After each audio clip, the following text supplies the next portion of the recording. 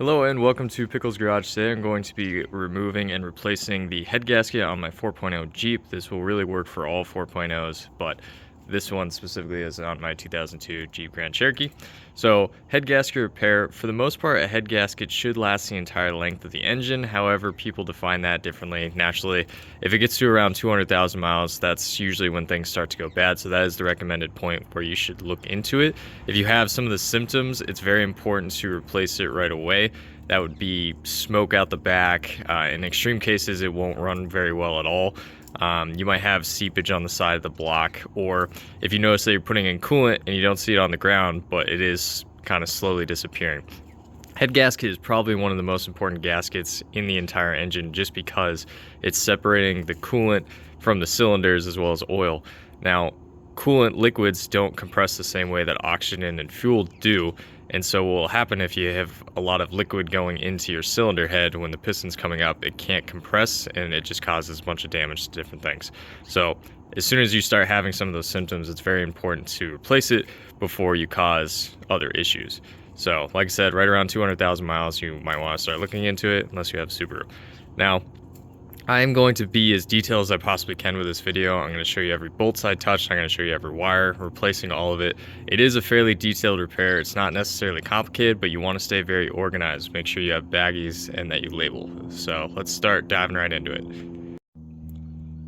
So the parts you'll need. Naturally, you're going to need tons of coolant once the repair is done.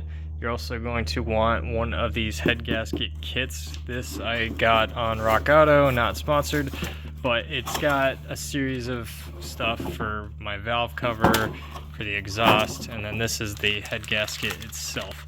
And so like I mentioned, the cylinders, it's these sort of lines here that eventually fade, and so all the water passages will start flowing into the cylinders and then causing damage. So we are replacing this.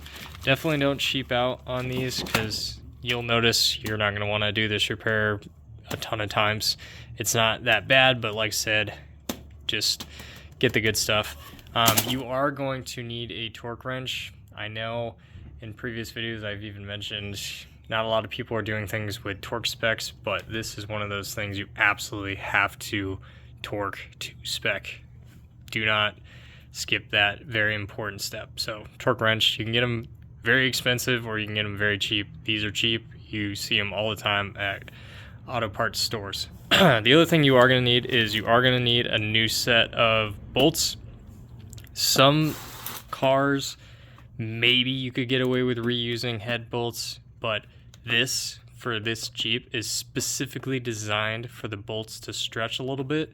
And so you absolutely 100% have to replace them if you're doing the head gasket job. So get a bolt set. Like I said, in 99% of cases, you're going to want to change the bolts anyways, because they do stretch, as weird as that sounds for metal. But these are specifically designed to stretch. So you absolutely need to get this. The other thing is sandwich bags and a marker. Like I said, the biggest thing with this repair is staying organized, putting it back where you found it.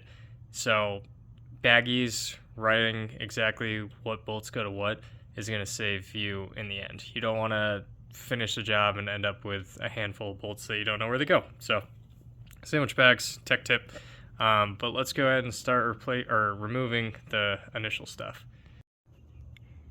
So step one for us is we are going to be removing the air intake. You might not have upgraded yours to the K&N, that's totally fine, same concept.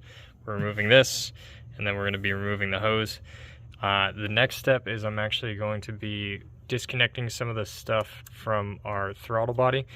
I am going to leave the throttle body on the intake itself. Like I said, I'm going to try and remove as little as possible in this repair, just because it's less to keep organized. Okay, so air filter is gone. Like I said, I'm just going to be removing a bunch of these things so that I can take my air filter or my air intake without any issues. That is a vacuum leak. That should be a lot further in, but that's fine. Okay.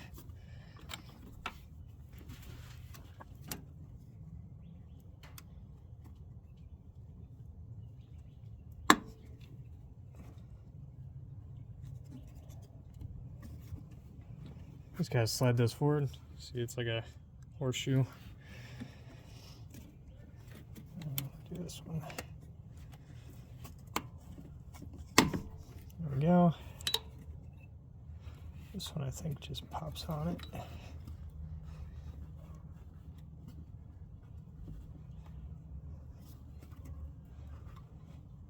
Oh, let me get my tool real quick for that one.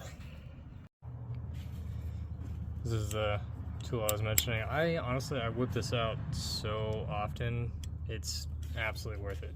You literally just slide it in there and squeeze it. And as long as you just kind of guide it out, it pops straight out. So, all right, so that is the last of those. All right, so there's 3 vacuum lines down here. 1,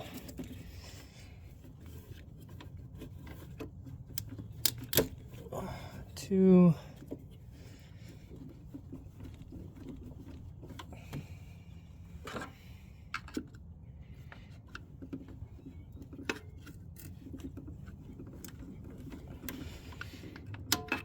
this one's gonna take a little more work. I'll do that off camera. Okay, you have a few more sensors here, so you have this one right here. It's got this red tab for this one, right? You just have to pull that out. Okay, so you just have to, I had to use a screwdriver, but you just push down right here and then slide it back. So those two we can set aside. Got these 2 off. We have these 3 vacuum lines off. We have this vacuum line off. We have the brake booster vacuum line off. We've disconnected these 3. Now we can go ahead and remove the bracket, which is size 10 millimeter.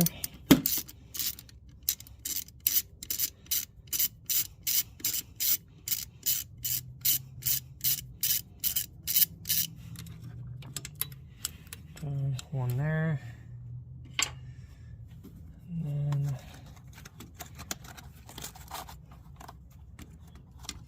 here. Okay, so this right here is your fuel rail, and so we're going to go ahead and purge some of the fuel that is in the rail itself. It's just like a bicycle. You just have to unscrew this, and then you're going to want to get a rag, and you see that little pin right in there. You're just going to be pressing it to relieve the pressure, and just have your rag handy.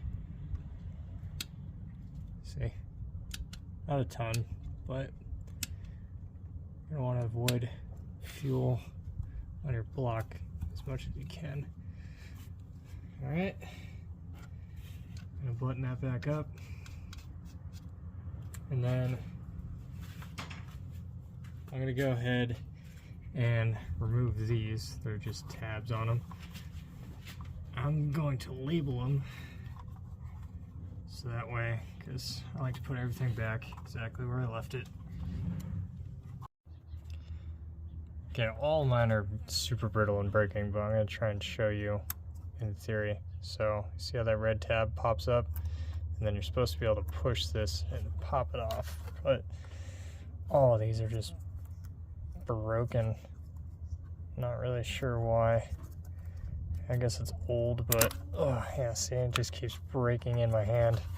So realistically I should replace all these, but as long as it clicks back into place I should be fine.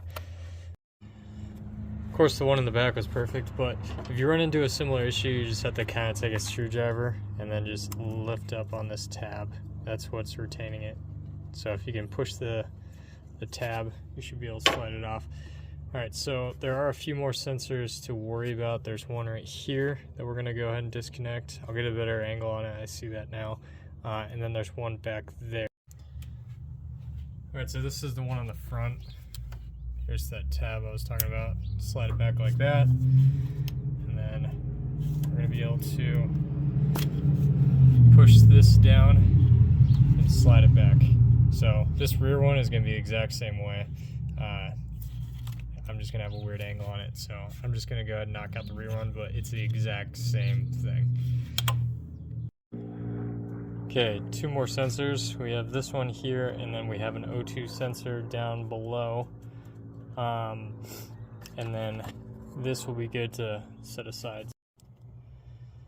Okay, the ones down low are in really bad shape, so I haven't fully disconnected them yet. I might be able to get away with sliding this out of the way. We'll see. I just figured they'll probably break if I actually get them off, but we're gonna go ahead and remove this fuel line. We've already purchased systems, so there really shouldn't be too much fuel here. It's just got a retaining clip here. So we have to pinch, move to the side here, like that, and we can slide it up and then away, like that. Okay, I'm gonna go slightly out of order because I do need a tool to remove this, which I'll show you when it arrives. But right now I'm going to go ahead and take the belt off so we can take off our power steering. So there is a square hole in the belt tensioner down here that a 1/2-inch drive goes into. I'm using a cheater bar just to make it even easier. Now that it's maxed, I can slide the belt off over here. Tight space. But go ahead and slide the belt off. I'll leave everything else the same so I don't have to worry about it. But yeah, just down here in the belt tensioner, you'll go ahead and get that removed.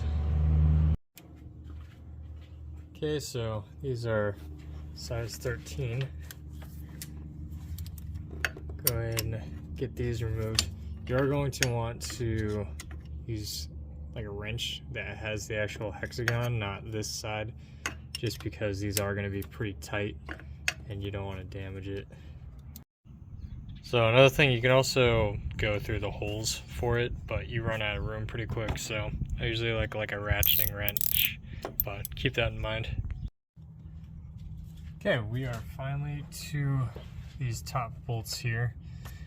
You might have some insulation right here, you just have to remove it real quick, but these are size 14, so we're gonna just start undoing. We got 1, 2, 3, 4, and then likely one all the way back there. Yep, 5. So 5 up top, and then there are the ones underneath, which are pretty difficult, but we're gonna start diving into it. So we've started to loosen all these top bits. I am going to switch to the bottom here in a second, but real quick I want to circle back to this fuel line. Once again, making sure that you've relieved pressure already over here.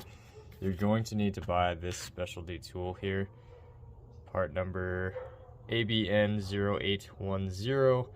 And so basically, unfortunately, they do require specialty tools. It's essentially got these like tabs on the inside that are sticking on a ring, and they're all the way around it, and so basically you're pushing the tabs out of the way so that it can slide away.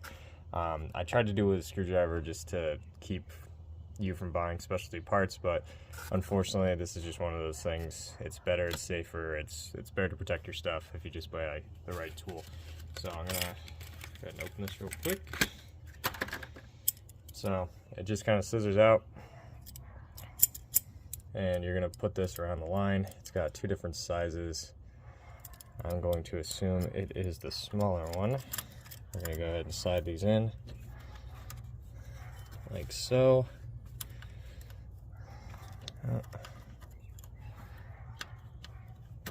There we go.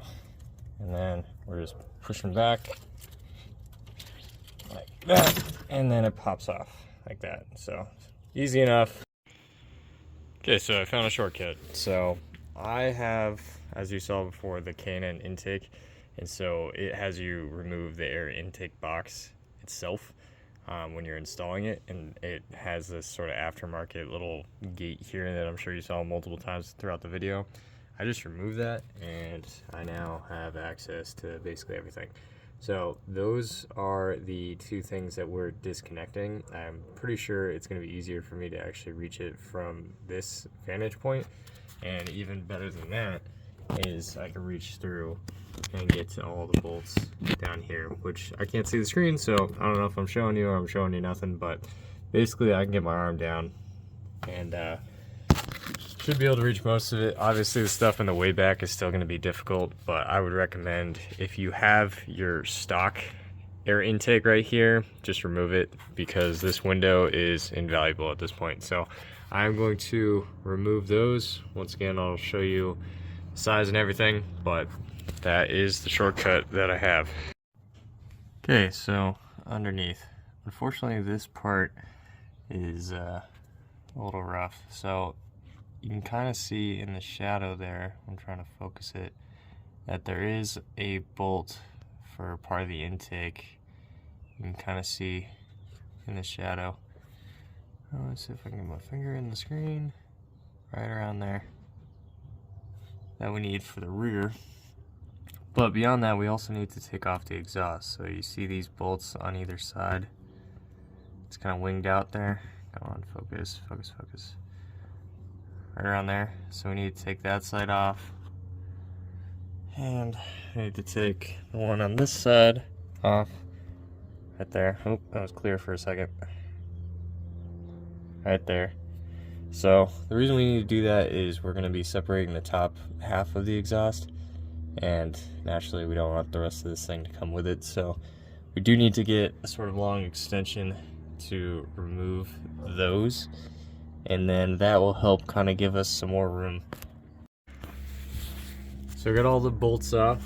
There are 4 total, so 1 on each side of that bracket there. I did put a jack stand down there just to keep tension off some of those wires, but you just kind of slide them on out once you take those 4 bolts out and set it aside. I actually found it was easier to come up through the bottom, so that is the rig I had, 2 extensions. This is a wobble extension, which did kind of help a little bit in getting some of the harder angles, but I don't know if it is entirely necessary. It really was just to get that initial grip, and then I pressed hard against it anyway, so I think it locked in. But this is a 15 millimeter, and that is the length I use, and it was perfect. I recommend a long ratchet just so you can get more torque on it, but they weren't in there all that tight. So now that we have that, we're going to do the bottom here of this intake and exhaust. So we're going to see all these bolts around here. I'm not really getting good angles on just because of the dark, but I'll point them out as I take them out, and we'll go from there. So we got the bottom 4 out. For the first 2, the front 2, I did actually just this extension here, and it's kind of a wobble extension, but again, I don't think it was extremely required for the first one. First one is actually back like under this way, so it'd be straight back under here. Second one is actually going to be more under here. Third one, they're all kind of equally spaced out, and so basically they're right here, and then there's one right here, and then the fourth one is back here. And so for the last 2, because the first one I just did the extension, the second one I have this swivel here, and I put a tape, like duct tape, just so that it would kind of hold a little bit more firm but still had some give. That's what I did for the second one. And for the last ones, I was able to break it loose with the long ratchet. I could reach it from up underneath, because the first 2 I was able to do it from the engine bay, but the last 2 I was able to break loose from up underneath with a long ratchet, and then I ended up using kind of like a ratcheting wrench to get the rest of the way, because it was basically I was moving it like that much and then resetting. Excellent. So I was able to weasel it out. So there was one more bolt I didn't see up at the top. So for the top you have 1, 2, 3, 4, 5. For the bottom you have 1, 2, 3, 4. So it's got these nubs which kind of line up, so you just have to pull it back and lift up. I didn't end up having to take off the lower sensors. I just needed an extra pair of hands to help lift it up. while I was pulling it out. So we have the top right, so we have that one, that one, that one, and then further back, that one. Okay. For the bottom, like I said, it's going to be along this pipe right here, and then we add another one right here, and we add another one right here, and our final one is right here, right around this wall. So that's your 1, 2, 3, and 4. They're pretty close together, but they're a pain in the butt, so you kind of just have to come up through the bottom, and there's not a whole lot of room with all this stuff going on. But like I said, I was able to take one extension straight through here, and then I had one extension with an elbow here to just get it at this angle, and then I had a regular ratchet, that long one, and it went straight down here. I was able to torque it right around here, and then same concept for that one, I was able to torque it right around here. So I had to move this around a little bit, but that is the intake off. Most of those bolts were actually sort of holding on the exhaust as well, these pipes here, but there are a couple more bolts. We have one here, and then we have one in the opposite direction back there. I believe those are actually going to be the only ones. So yeah, these are practically off. So I'm going to take this off right now. I'll take this pipe, set it aside. We've disconnected the O2 sensor, so we can take this and set it aside as well. And we are making some serious progress. So I know it was a lot just to get the intake off, but from here it's pretty straightforward. You still have to be detailed, still do baggies, but I would say the intake is probably the most complicated part. The rest of it is going to be a lot easier to get to. So let's dive in. So we got the gasket off, easy enough. We actually have tons of access to freeze plugs here, so I might do those as well. I don't know if I'll separate that into a different video. I don't think they're leaking. All this like liquid is mostly from the WD-40 that I was spraying on some of the bolts, but also just because this is a blown head gasket, so I do think it might have been leaking here a little bit down. So it doesn't look like it's specifically coming from the freeze plugs, but as you saw how long we've been at this, it's kind of a pain to get this off, so I might just redo all of these while I'm exposed and just make sure there's no leaks coming from this. So I'm going to spray it down as well to clean it off. Just a little fun factoid, I guess. If you've seen my first video with a crankshaft position sensor, there it is right there.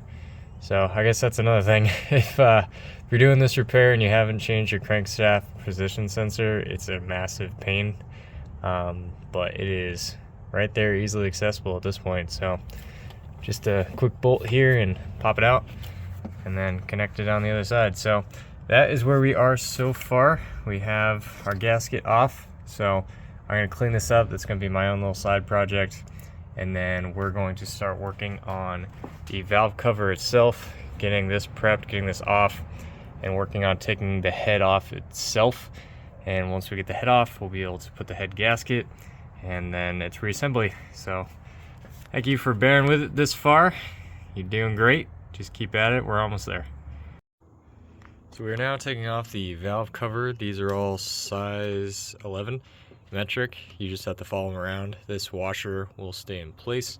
Some of them are going to be these longer bolts here because they had that sort of bracket resting on them, and so you can, for the most part, use just a long extension and a ratchet. But the ones that are more like this, you'll just, if you have like a ratcheting wrench or even just a normal wrench, you can go ahead and take those off. I will say that it is important to remember where these went. It's also important to remember this one back here has the grounding strap attached to it. Okay, so it goes all the way back here to a ground.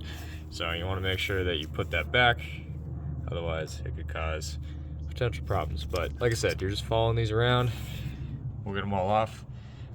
You could technically, because this was connected over here, down like that, and so I just pulled the hoses off it.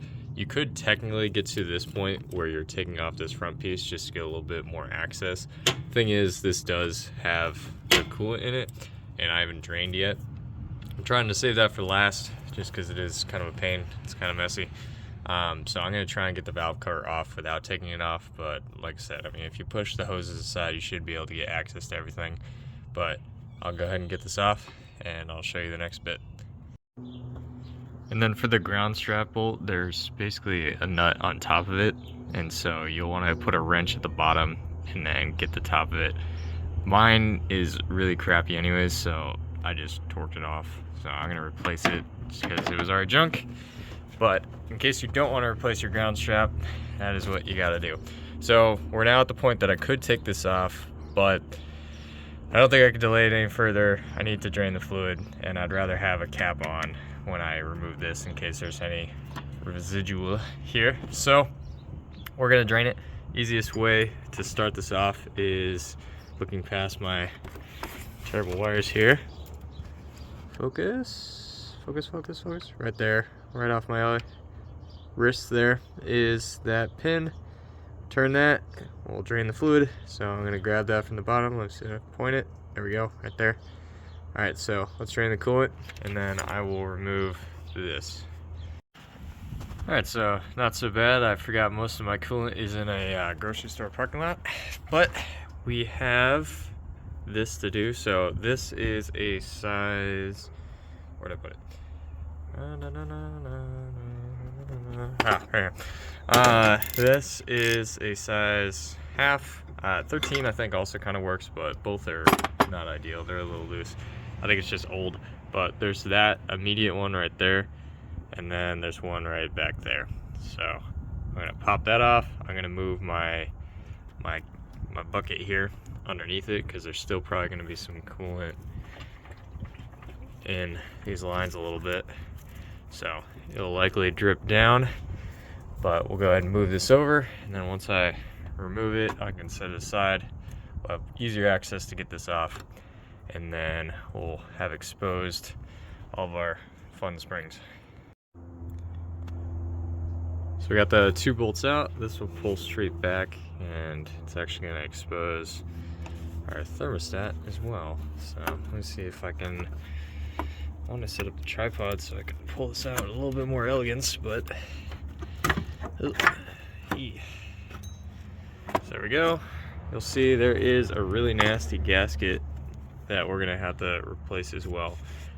This will just pull out. I'll probably have to scrape a bunch of this garbage out. Yeah, it's like stuck in there. I'm gonna have to pry that with my other hand. But that is your thermostat. I would say, like you've noticed, I've mentioned a couple times, replacing different things. You're blowing this whole engine apart anyways by taking all these pieces out, so you might as well replace as you go. This is probably bad as well, so I'll probably replace this. But you know, just leave everything better than how you found it, and it'll ensure a longer life of your engine. These are cheap, so go ahead and grab one of those. This is a thermostat. So I'm gonna pop this out, and then I'm gonna pull this valve cover off. So that is what you'll see next. And here we go. This is valve cover removed, valve train. Everything looks actually really good. So essentially, this is where it really pays to be very organized, because when you're working on an engine and kind of rebuilding an engine, it's best to put everything where you found it. I know that sounds kind of strange because realistically these all should be the same, but the thing is, your engine will wear a certain way, and it's best to put things back in the same place so that they can continue to wear in that sort of groove. If you put different rods in different places, then you know, maybe it's just overly cautious, but that's just the way you do it. It's possible that if there's a weird wear on this one and you put it in that one, then it will cause more immediate damage just because a certain lobe of a camshaft has been wearing a certain way. You know, that's basically just kind of the way that everyone goes about it. So it is important that as we remove these, we're putting them in a way that we know we're going to be able to replicate and put these rockers exactly back where they were, those rods exactly back where they were. Now, there's still things connected to this actual head that we will have to remove. So The optional is to continue to remove certain stuff that you'll see maybe later in this video. But I just like kind of taking it from the top down. And so what I mean is there's going to be this bracket here that has the alternator on. There's going to be that thing right there that we need to remove because we're going to be lifting this head straight up. So there are more things to take off, and obviously we don't want to get anything down in there. But I'm going to start working on taking this off. It's fairly tedious, fairly, repetitive. So you're not going to see me doing it. Otherwise this would be a 3-hour video. But basically I'm going to be taking these off. I'm going to be inspecting the rods, and I'll show that here in a little bit as to what that means. And then I'm going to set them aside in a way that I know I will be able to put those exactly where they were. So I'm going to start working on that.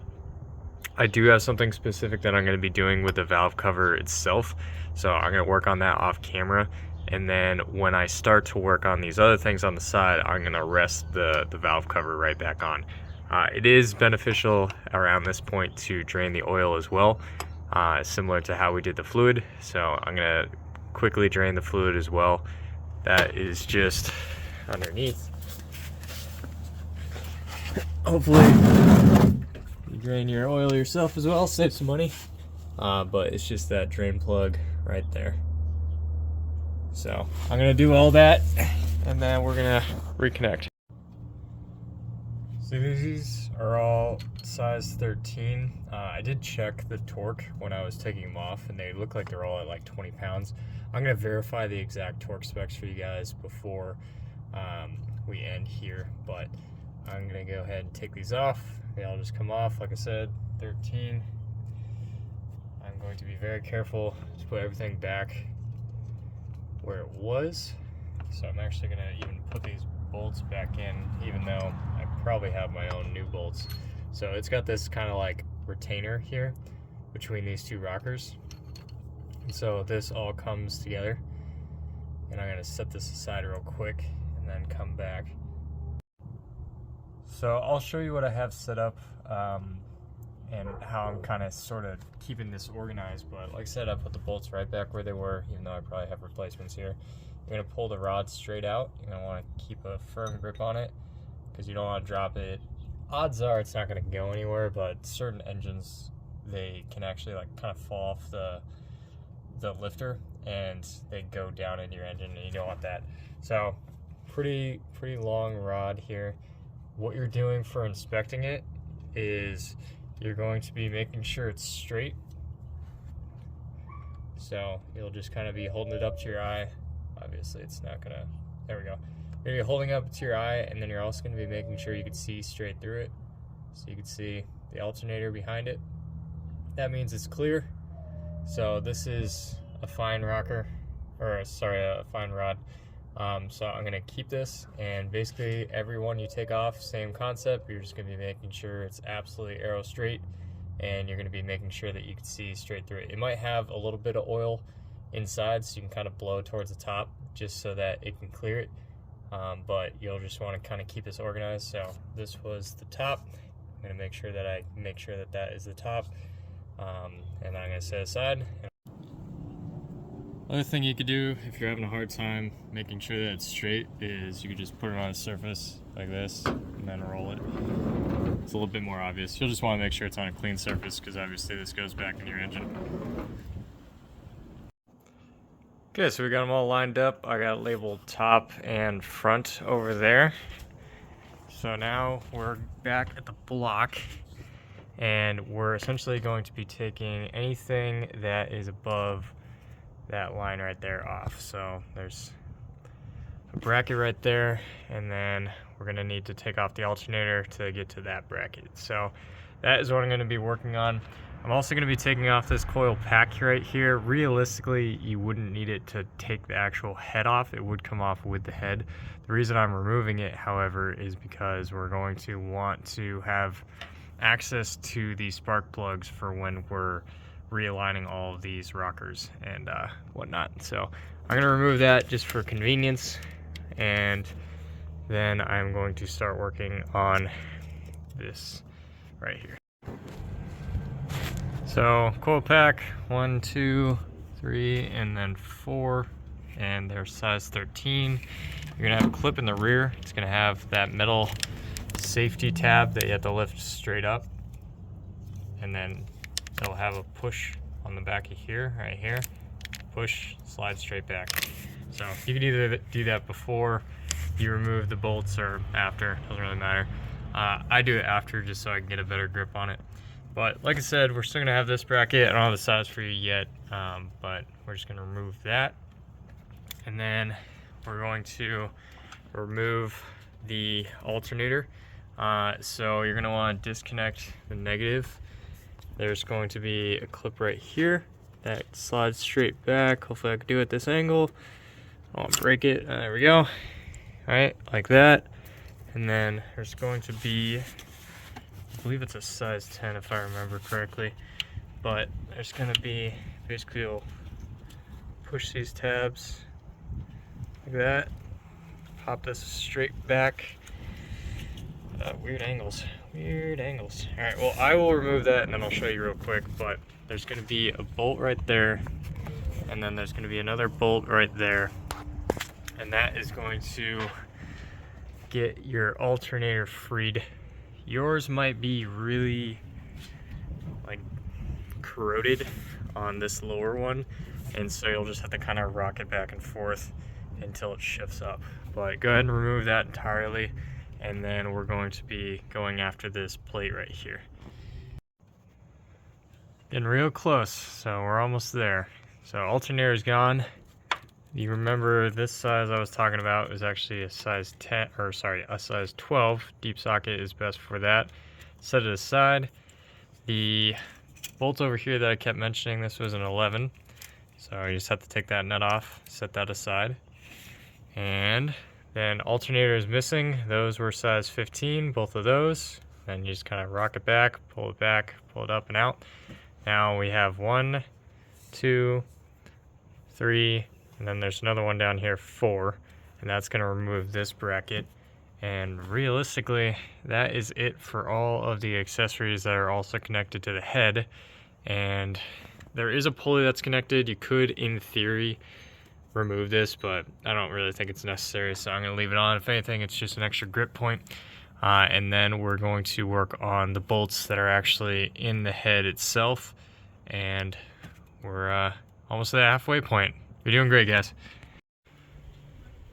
So we are finally at the stage of taking off the head bolts themselves. I did remove all, but I just loosened one of these, and I said that they were 15, they're actually 14, but basically I just removed these top ones, that corner one, and then just loosen this, just so it's out of the way. You might have been able to actually just only remove these top two, but I just like to have as much flexibility and room when I go to take this off as possible. So I just loosened the bottom one and sort of set it aside. So now we are taking off the head bolts. A few of them actually have been staring at you the entire time. They're these ones right here. So 1, 2, 3, 4, 5, 6, 7 in the back. And then there's also going to be some in the interior. So you have these corner ones, and you'll notice there is a difference. You have that corner one, and then the second one in, you have that sort of nub right there. And then no nub, no nub, no nub, nub, and then no nub in the corner. So just make sure you know what goes where. But we're gonna go ahead and start removing these and then getting the head off. This is a size half. I got this on Amazon. You are gonna want the 12 points, because you probably could get a half around that, but you really don't want to shear these off because it's a massive pain in the butt, and these are upwards of 60 pounds to spec. So you do want to make sure that you get the 12-point deep socket so that it can actually go around. I have the 1/2-inch drive because that's going to be the same as my torque wrench, so I want that all to line up as well. But what you can do is you're not going to want to break a wrench or a ratchet doing this, so I would recommend a breaker bar. So I have a 1/2-inch breaker bar here, and then in case it gets too tight, just because there's a lot of them, I have my cheater bar as well. This is just a pipe. It's going to go over top of this, and that'll give me kind of extra length in order to take these off. But as these are being thrown away, there's no real order I need to throw these away at. I just need to know what is going to go where for the new bolts. So let me start taking those off, and then I will show taking off the head itself. So I had the torque wrench on these, and these are actually upwards of 90 to 100, maybe 95. So like I said, I'll get the torque specs when I'm actually doing it. But that's just what I mean. Having that extra pipe, getting that leverage, you can kind of crank it a lot more. So if you don't have one of these, definitely worth it. So we got all of our bolts taken out. Now from here, this might require 2 people just to make it a little bit more organized. Before I even cracked these, I did notice I mean, it's classic case of blown head gasket. It was weeping pretty hard right there. So what I will say is I do have an engine hoist, but I'm going to try not to use it, even though normally I probably would, just for my own convenience sake, because sometimes they do get kind of stuck. But I'm not going to do that just because I don't want you to have a buy or rent an engine hoist. And I really don't think you need it. It's just convenience. So I grabbed it from this pulley arm that I was saying that you could technically take off, but I'm glad I didn't. And basically I just pulled it up and kind of yanked on it, kind of like that. And I cracked it, and then it weeped a lot more on that side. So this is now more or less loose right there. So I just need to get a good grip on it. I'm going to try and grab it by the exhaust port. It's got these little dowels similar to how the intake was. So you just have to clear about that much, and then you can start pulling it back. Obviously you don't want to do damage to anything else, so try and put as many items out of the way as possible. But I'm going to try and lift it, move it out. One thing I will say is it probably is going to come into contact with this if I go straight up and back, or straight up and forward. So I'm going to go up, back, and then sort of around. Now that I've cracked it, I'm gonna do that. So now that I've cracked it with lifting the pulley, I'm actually gonna take the pulley off. That way I don't have to worry about getting around that.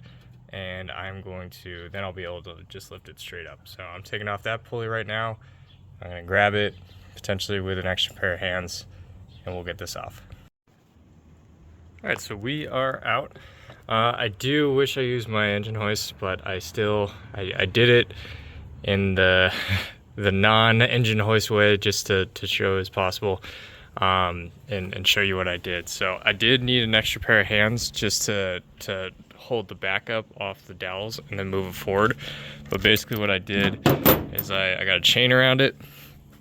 I found a similar bolt that was shorter than the coil pack bolts, because I didn't want to have that super long one. If you had to use it, it's possible, I guess, but I would try and find a shorter bolt and then put the chain around the back of it. And then this front is just where the exhaust manifold was. So had the chain, lifted it up, got it pushed over. It is pretty heavy. So like I said, having 2 people, just because it's an awkward position. I mean, a lot of people can lift 50, 60 pounds, but the moment you're doing it like bent over, reached out, is a whole nother situation. You will see that there's going to be a bunch of coolant in the back. That doesn't necessarily mean that your head gasket was blown. I wouldn't look at that as immediate evidence, but what that is going to tell you is what's realistically is just because there's actual coolant in the head still, and so the moment you crack it, it starts flooding in, just because I'm on an incline, so all the coolant's in the back of the block. So I'm going to clean that out. It's great that there's actually liquid holding in there, because that means it's a really good seal, but I'm going to clean all of that good stuff out. But what does tell me that it was a blown head gasket is what came along with the block. Part of the head gasket here just peeled away, so it's all broken up. Your head might grab stuff just because it's sticky anyways, but this is super deteriorated, so definitely need to be done.